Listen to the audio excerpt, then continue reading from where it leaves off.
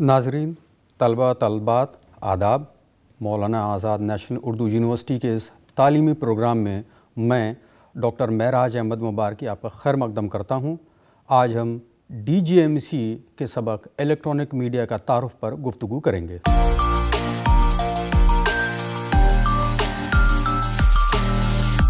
Radio Broad cost کا آغاز تقریباً 100 سال قبل ہوا تھا۔ زیر نظر اکائی میں آپ مطالعہ کریں گے کہ ٹیکنالوجی نے کس طرح ریڈیو کے فروغ میں معاونت کی۔ پہلے امریکہ اور یورپ میں ریڈیو کی نشریات شروع ہوئی اور پھر ہندوستان میں ریڈیو نے رواج پایا۔ ریڈیو کی ابتدا ٹیکنالوجی کی ترقی سے جڑی ہوئی ہے۔ تھامسن نے 1875 میں وائرلیس سگنل بھیجنے شروع کیے۔ گراہم بیل نے 1 سال بعد ٹیلی فون ایجاد کیا۔ 1895 میں مارکونی نے ریڈیو ٹرانسمیٹر ایجاد کیا اور ریسیور ٹرانسمیٹر ایجاد کیا۔ مارکونی نے بین الاقوامی سگنل بھیجنے میں کامیابی حاصل کی۔ 1919 میں ریڈیو کارپوریشن آف امریکہ کا قیام عمل میں آیا۔ 1921 میں امریکہ میں گھریلو استعمال کے لیے چھوٹے چھوٹے ریڈیو سیٹ تیار کیے گئے۔ 1922 میں نیو یارک میں ریڈیو اسٹیشن قائم کیا گیا۔ برطانیہ میں پہلی باقاعدہ ریڈیو سروس نومبر 1922 میں شروع ہوئی۔ 1927 کو یہ کمپنی کارپوریشن میں تبدیل ہو گئی۔ اس دوڑ میں ہندوستان کچھ پیچھے نہیں رہا۔ ممبئی سے 1921 میں ممبئی اسٹیٹ کے گورنر کو پونے میں موسیقی کا ایک پروگرام سنایا گیا۔ 1923 میں کلکتہ ریڈیو کلب نے اور 1924 میں ممبئی ریڈیو کلب نے پروگرام پیش کیے۔ 1927 میں ممبئی اور کولکتہ میں باقاعدہ اسٹیشن قائم کیے گئے۔ 1930 میں حکومت نے ان کو اپنی تحویل میں لے لیا۔ اس سروس کو انڈیا براڈ کاسٹنگ سروس کا نام دیا گیا۔ 1927 میں ریڈیو لائسنس کی تعداد 3000 تھی تو 1929 میں 6000 تک پہنچ گئی۔ ممبئی اسٹیشن نے 1933 میں مراٹھی، گجراتی، کنڑ میں پروگرام نشر کرنا شروع کر دیا۔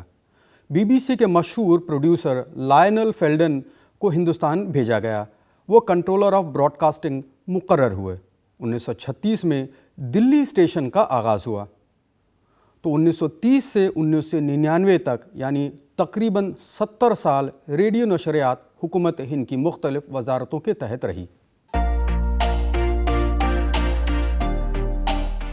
دوسری عالمی جنگ کے دوران جرمن پروپیگنڈے کو زائل کرنے کے غرض سے بیرونی نشریات اور نیوز سروس کا آغاز کیا گیا۔ تیلگو، تمل، گجراتی، مراٹھی اور پشتو میں خبرنامے شروع کیے گئے۔ 1940 میں جرمنی نے ہندوستانی زبانوں میں ہندوستانیوں کے لیے نشری پروگرام شروع کیا۔ 1947 میں ہندوستان کے حوالے 6 ریڈیو اسٹیشن ممبئی، دلی، مدراس، کولکتہ، لکھنؤ اور تروچیراپلی میں کیے گئے اور پشاور، لاہور اور ڈھاکہ کے ریڈیو اسٹیشن پاکستان کے حوالے کیے گئے۔ 1947 میں تقسیم ہند کے بعد 2,06,000 لائسنس یافتہ ریڈیو سیٹ موجود تھے۔ پھر 1950 تک پٹنہ، کٹک، گوہاٹی، کوزھیکوڈ، ناگپور، وجے واڑہ، سری نگر، الہ آباد، احمد آباد، جلندھر، دھارواڑ میں اسٹیشن قائم کیے گئے۔ 1950 تک 25 ریڈیو اسٹیشن تھے اور 60,000 گھنٹوں کے پروگرام سالانہ نشر ہوتے تھے۔ پونے، راجکوٹ، اندور، بنگلور، جے پور، شملہ میں اسٹیشن کھولے گئے۔ 1953 میں نیشنل پروگرامز آف ٹاک یا تقریروں کا قومی پروگرام شروع ہوا۔ 1955 میں Sardar Patel memorial lectures, radio newsreel اور اوپرے کے نیشنل پروگرام، ڈرامے اور فیچرز شروع کیے گئے۔ پہلے 5 سالے منصوبے کے اختتام پر آل انڈیا ریڈیو کو ملک کے تقریباً 46% لوگ سن سکتے تھے اور 31% آبادی کی ضرورتیں پوری ہو رہی تھیں۔ 1957 का सबसे अहम वाक़या विविध भारती की शुरुआत है। 1960 में ऑल इंडिया रेडियो ने कॉमनवेल्थ ब्रॉडकास्टिंग कॉन्फ्रेंस की मेज़बानी की। 1960 में अक़वाम मुत्तहिदा की जनरल असम्बली से पंडित जवाहरलाल नेहरू की तकरीर न्यूयॉर्क से बराह रास्त नशर हुई। 1961 में दिल्ली से उर्दू मजलिस के प्रोग्राम शुरू किए गए। 1967 में कोहिमा, इम्फाल और पोर्ट ब्लेयर में ऐसे स्टेशन कायम किए गए। इस 5 साला मंसूबे का मकसद ये था कि मुल्क की आबादी के 80% लोग रेडियो की आवाज़ सुन सकें। इस मकसद की तकमील के लिए 40 करोड़ रुपए की खतीर रकम मुखत्तस की गई। इसी साल लेह स्टेशन का क़याम अमल में आया। चंदा कमेटी की सिफारिश को कबूल करते हुए हुकूमत हिंद ने यह फ़ैसला किया कि विविध भारती मीडियम वेव चैनल पर 1 नवंबर 1967 से मुंबई, पुणे और नागपुर से तिजारती इश्तहारात भी पेश किए जाएंगे। बैरूनी नशरियात का मकसद बैनुल-अक़वामी सतह पर लोगों में हिंदुस्तानी नुक्ता नज़र से एक ख़ास किस्म की सूझबूझ पैदा करना है और इसको फ़रोग़ देना है। पश्तू, दरी, रूसी और सवाहिली के लिए भी प्रोग्राम पेश किए जाते हैं। तालीमी नशरियाती प्रोग्रामों का दोहरा मकसद था। एक मकसद तो ये था कि निसाब तालीम के तदरीस तालिब इल्म तक पहुँचे और स्कूलों में पढ़ाए जाने वाले निसाब को वाज़ा तौर पर समझने मददगार हो। ख़ास तौर पर सानवी स्कूलों के लिए जो नशरी प्रोग्राम होते थे वो ज़्यादातर निसाब तालीम के मुताबिक हुआ करते थे। रेडियो ने ज़राअत की नई टेक्नोलॉजी को किसानों के दरवाज़े तक पहुँचाने और किसानों को मुख्तलिफ़ अंदाज़ की ट्रेनिंग फ़राहम करने में और साथ ही वज़ारत ज़राअत और तालीम के मुख्तलिफ़ प्रोग्रामों से इनको वाकिफ़ कराने में अहम रोल अदा किया है। ऐसे प्रोग्राम भी पेश किए जाते थे जिनमें देहातियों के लिए ज़री, सनती, हैवानी अफजाई से मुतालिक मालूमात हुआ करती थीं। छूत छात और दूसरी समाजी बुराइयों के ख़िलाफ़ भी प्रोग्राम पेश किए जाते थे। 1965 से वज़ारत इत्तलात व नशरियात ने वज़ारत ज़राअत व तालीम के मशवरे से एक नई खिदमात का आगाज़ किया जिसे खेत और घर यूनिट कहा जाता है। 5वां 5 साला मंसूबा 1974 से 1978 के इख्तिताम तक 84 ब्रॉडकास्टिंग सेंटर्स थे। 1976 में मिथिली बोलने वाले आवाम के लिए दरभंगा बिहार में, मध्य प्रदेश के बुंदेलखंड के लिए छतरपुर, मराठवाड़ा आवाम के लिए औरंगाबाद, जुनूबी खत्ते के अवाम के लिए मंगलौर और रियासत हरियाणा के लिए रोहतक स्टेशन खोले गए। 1977 में कोंकण इलाके के लिए रत्नागिरी और मध्य प्रदेश में बुंदेलखंड के इलाके के लिए रेवा में स्टेशन खोले गए। 1977 में मद्रास में FM स्टेशन कायम किया गया। ये हिंदुस्तान में पहला FM स्टेशन हुआ करता था। जुलाई 1969 में वज़ीर आज़म इंदिरा गांधी ने नौजवानों के लिए युवावानी या नौजवानों की आवाज़ के नाम से नशरियाती प्रोग्राम का इफ्तिताह किया। इसके पीछे ख़याल ये था कि मुल्क में 60% आबादी उन लोगों पर मुश्तमिल है जिनकी उम्रें 20 साल से कम हैं। FM रेडियो हमारे 5वें मंसूबे के दौरान FM ब्रॉडकास्टिंग की शुरुआत हुई है। प्रसार भारती यानी ब्रॉडकास्टिंग कॉरपोरेशन ऑफ इंडिया एक खुद मुख्तार अदारा है। 15 सितंबर 1959 को यूनेस्को की मदद से तजुर्बाती तौर पर दिल्ली में टेलीविज़न की नशरियात शुरू की गई।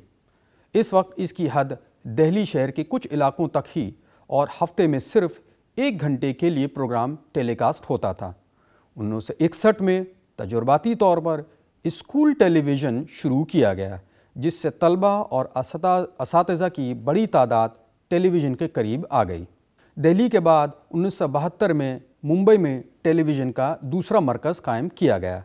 मुंबई में टेलीविज़न सेंटर का क़याम हिंदुस्तान में टेलीविज़न की तारीख़ में एक अहम संग मील है। टेलीविज़न का मुंबई सेंटर हिंदुस्तान में पेशेवराना महावरत का पहला सेंटर है। मुंबई सेंटर का लगभग सारा साजो सामान मगरबी जर्मनी ने हिंदुस्तान को तोहफे में दिया था। मुंबई में टीवी सेंटर के क़याम होने के बाद 1 साल के अंदर ही पुणे में पहला रिले सेंटर कायम किया गया, जिससे मुंबई टीवी के प्रोग्राम रिले किए जाने लगे और इस वजह से मुंबई सेंटर के प्रोग्राम महाराष्ट्र के देही इलाके तक पहुंच गए। 1975 में हिंदुस्तानी टेलीविज़न के लिए सैटेलाइट के इस्तेमाल का आगाज़ हुआ। अमेरिका के सैटेलाइट टीवी प्रोग्राम की मदद से हिंदुस्तान की 6 रियासतों के तकरीबन 2000 देहात बेवक्त टीवी की हदूद में आ गए। इस तरक्की का मकसद गाँव के बाशिंदों तक तालीम व सेहतमंद तफरीह के साथ उन प्रोग्रामों के ज़रिए उनके काम में मदद करना था। 15 अगस्त 1982 को हिंदुस्तानी टेलीविज़न की तारीख़ का एक अहम दिन माना जाना चाहिए, इसलिए कि इस दिन इनसैट 1 के ज़रिए पूरे मुल्क की नशरियात को एक लड़ी में पिरो दिया गया और दिल्ली से नेशनल प्रोग्राम का आगाज़ हुआ। इसके नतीजे के तौर पर पूरे मुल्क में बेवक्त एक ही दौरान देखा जाना मुमकिन हो सका। नवंबर 1982 में नवीं एशियाई खेलों को बराह रास्त नशरियात लाइव टेलीकास्ट करने के साथ ही हिंदुस्तान की टेलीविज़न की तारीख़ में एक नए बाब का इजाफ़ा हुआ है।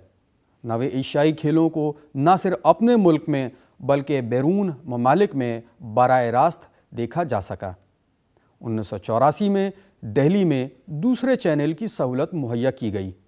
कुछ ही दिनों बाद मुंबई, कोलकाता, मद्रास और दूसरे शहरों में भी दूसरे चैनल्स की सहूलत मुहैया कराई गई।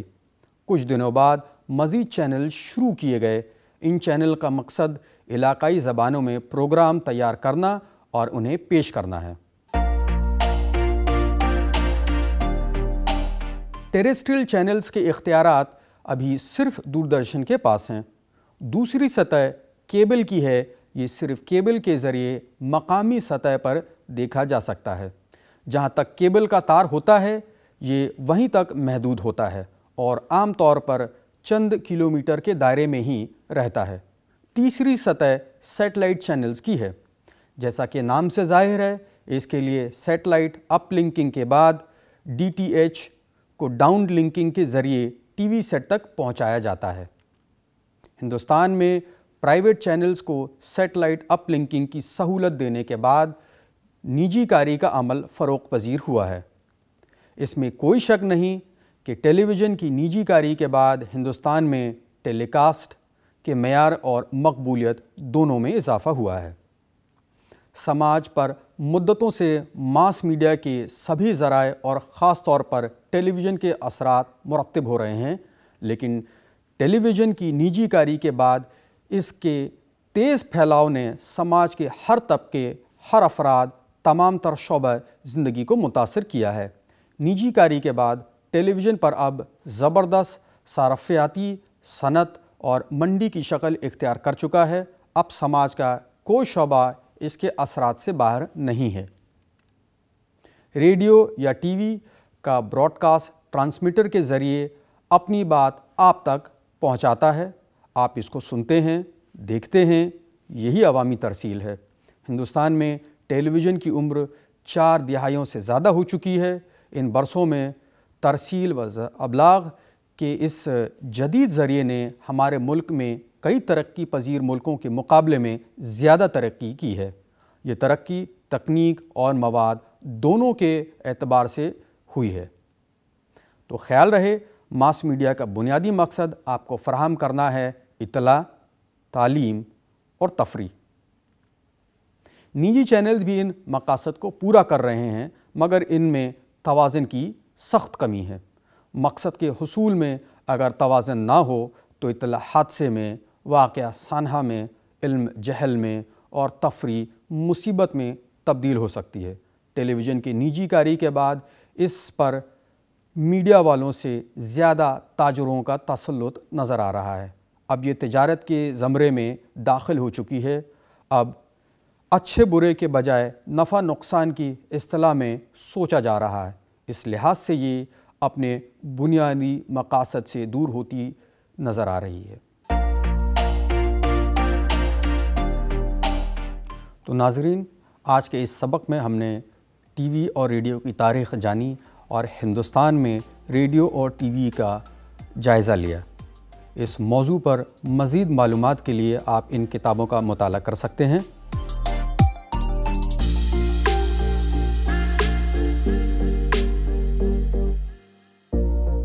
مزید جانکاری کے لیے آپ اس پتے پر رابطہ قائم کر سکتے ہیں۔ آج کے لیے بس اتنا ہی۔ ایک نئے عنوان کے ساتھ آپ سے پھر ملاقات ہوگی۔ تب تک کے لیے آداب۔